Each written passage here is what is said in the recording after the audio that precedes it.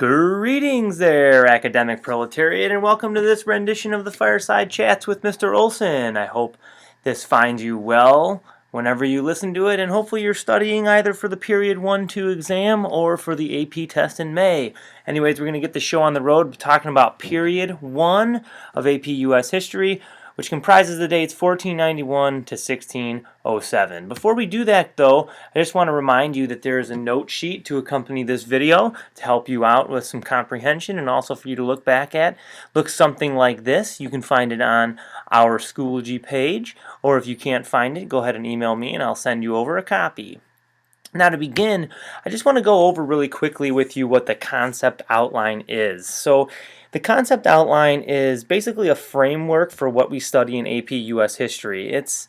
The idea is that it mirrors a lot of what is taught in undergraduate classrooms. So the College Board expects you to know what would be learned in a survey class at any university. So it's based off of that info. Now it's going to limit the specific information that the test can ask, so that the specific vocabulary mentioned in the concept outline can be answers on the multiple choice portion of the AP test, but that's sort of beside the point. Anyways, it's split up into 9 chronological periods, first of which will be today. To put it basically, the AP test is run by the Illuminati, and this is sort of their bylaws.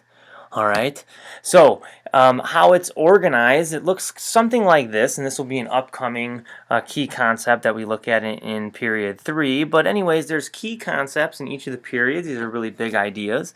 The big ideas are then broken down into sometimes 1, sometimes 2, sometimes 3 Roman numerals, which have sort of a more specific idea, and then the Roman numerals are broken down into letters, which have the most specific ideas that can be found in the concept outline. And then there's this space over here for you to write down whatever you want to, or for me to write down whatever I want to, or whatever. Anyways, to just recap, there's a big idea called the key concept. There's a smaller idea called the Roman numeral. There's an even more specific idea called the letter, and then finally a space for you to write stuff down.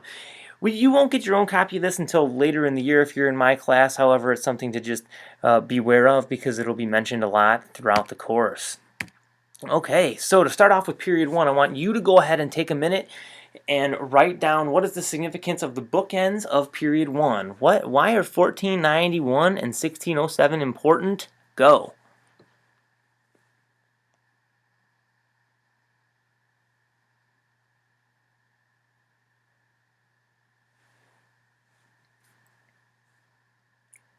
Okay, this was an easy one, so I'm going to go ahead and call it quits. 1491. Any takers? Any takers? Thank you. Yes, it is the year prior to Columbus's arrival. And 1607? Anybody? Anybody? Bueller? 1607, the establishment of Jamestown as the first permanent English colony in the New World. All right, so here we go. Period 1 has 2 key concepts. The first key concept reads, as native populations migrated and settled across the vast expanse of North America over time, they developed distinct and increasingly complex societies by adapting to and transforming their diverse environments. Key concept 1.2 reads, contact among Europeans, Native Americans, and Africans resulted in the Columbian Exchange and significant social, cultural, and political changes on both sides of the Atlantic Ocean. We're going to go ahead and delve into those a little bit deeper in a moment, hopefully clarify some of the ambiguous language used by the Illuminati. So, why not? Why waste any time? Let's just get right on with it. Key concept 1.1. As native populations migrated and settled across the vast expanse of North America over time, they developed distinct and increasingly complex societies by adapting to and transforming their diverse environments. So I want you to go ahead and on that note sheet, take a moment to rewrite this key concept in your own words. Try and keep the 7 or less. Go.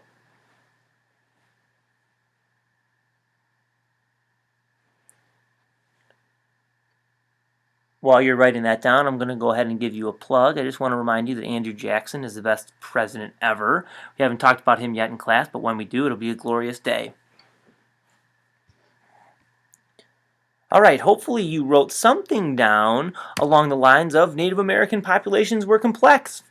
that's basically what key concept 1.1 says. Let's talk about how they were complex. Okay, so the native societies adapted and transformed their ways of life to suit their surroundings. They were highly influenced by maize cultivation. Maize, you might better know as corn. It's a type of corn, and it fundamentally changed the way that the natives lived.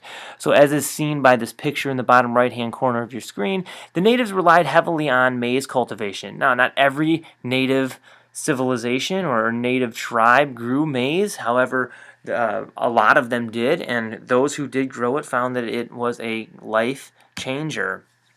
It supported economic development, it allowed for semi-permanent settlements, and it initiated improved farming techniques. In other words, it was the backbone of life for several Native American tribes. Okay, now to look at the different tribes that were spread out along North America, we're going to go ahead and start in the Great Basin. So the Great Basin is seen there where the red arrow points. It is what is be modern-day Nevada. Okay, it's a dry climate. It's like a desert, and the people who lived there lived mostly a mobile lifestyle, which means they traveled around hunting their food because you really couldn't grow anything in the desert. The Great Plains, which is the grassland that comprises the middle of North America, also led to a usually mobile lifestyle. That's because it's really hard to grow things in the grassland because there's so much wind and the ground is really hard. It's not until some guy comes along and invents a steel plow that really makes the Great Plains usable for farming. And then finally, for this slide, the Mississippi River Valley, pictured there where the orange arrow points, which fittingly surrounds the Mississippi River, contains several fertile lands because it's in the watershed of a major river. So it's a great place for farming. However, the people there weren't limited to farming solely. They also practiced hunting and gathering. But you're going to see more permanent settlements in somewhere like the Mississippi River Valley. Moving right along, the Atlantic seaboard, pictured there, also known as the Eastern Woodlands, since it is also near a large body of water, has fertile land. It mixes agriculture and hunter-gathering type of societies, and you see permanent settlements here as well. And lastly, the Pacific Northwest, pictured here, its proximity to the ocean allowed for them to rely on the ocean for their resources. I can see that down here our notes are cut off a little bit.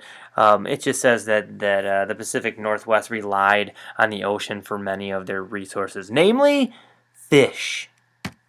All right, we're going to move on to Key Concept 1.2. Key Concept 1.2 reads, contact among Europeans, Native Americans, and Africans resulted in the Columbian Exchange and significant social, cultural, and political changes on both sides of the Atlantic Ocean. So I want you to go ahead and take a moment to rewrite Key Concept 1.1 in your own words. Go.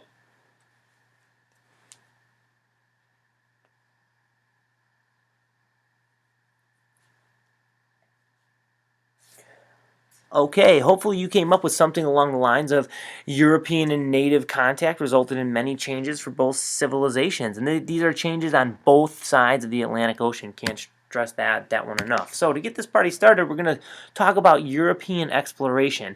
Now you should remember from world history, provided that you took it, that there were several motives for European exploration. However, the three most obvious ones, fittingly all start with a G, would be God, glory, and gold. So European countries wanted to spread the word of Christianity. They also wanted glory to their own individual country. And finally, they wanted to get rich.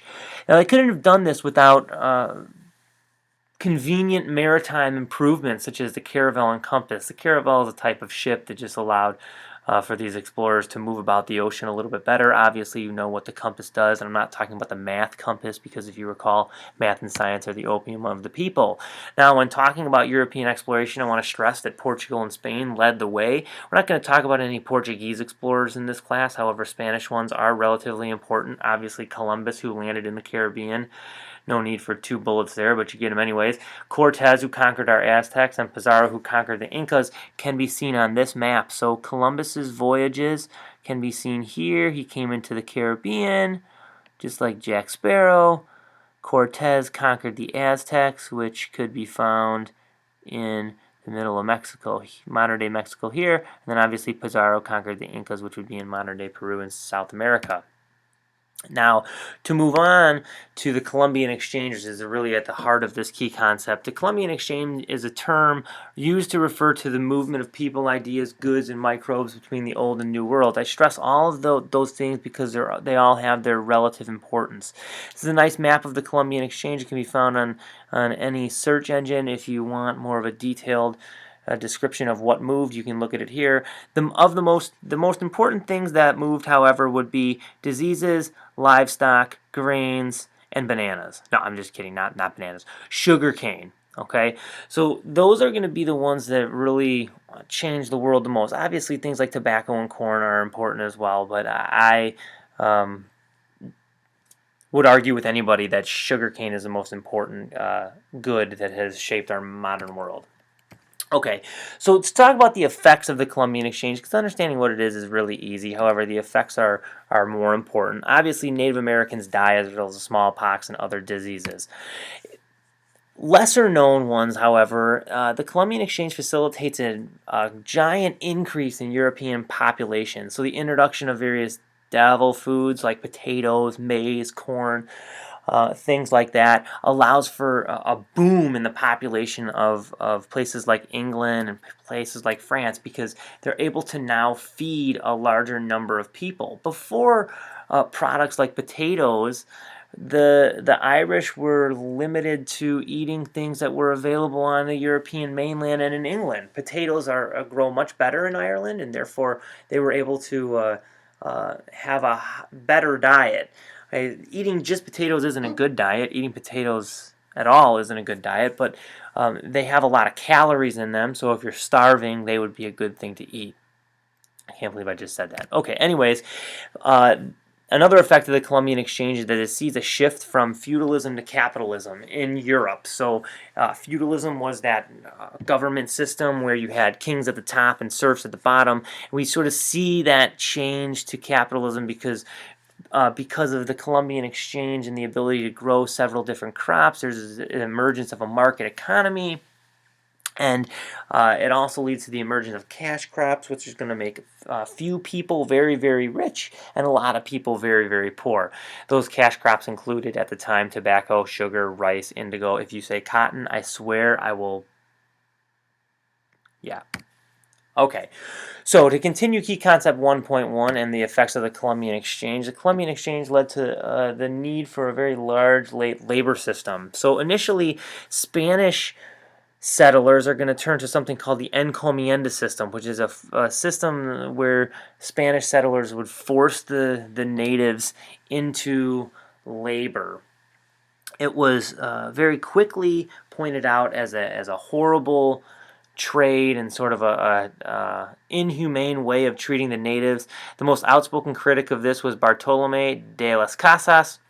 In his book, The Destruction of the Indies, he accounts how the Spanish ways, particularly the Encomienda system, led to such a rapid decline in the numbers of Native Americans. Then obviously, since the natives didn't work out, Europeans turned to the Atlantic slave trade as another way to facilitate their need for workers. And finally, the Columbian exchange alters cultures on both sides of the Atlantic Ocean. Europeans adopt native customs, particularly growing corn, and natives are forced into a caste system by the Spanish, which is illustrated here. Perhaps you've seen this picture before, but these are all the different types of races that were created by the Columbian exchange. There are others, but because we don't have enough time, we can't go into them. I'm sure that you can think of some on your own. Anyways, that brings us to the end of period 1. Only 8 more to go, folks. Only 8 more to go. Until next time, this is Mr. Olson signing off. Peace.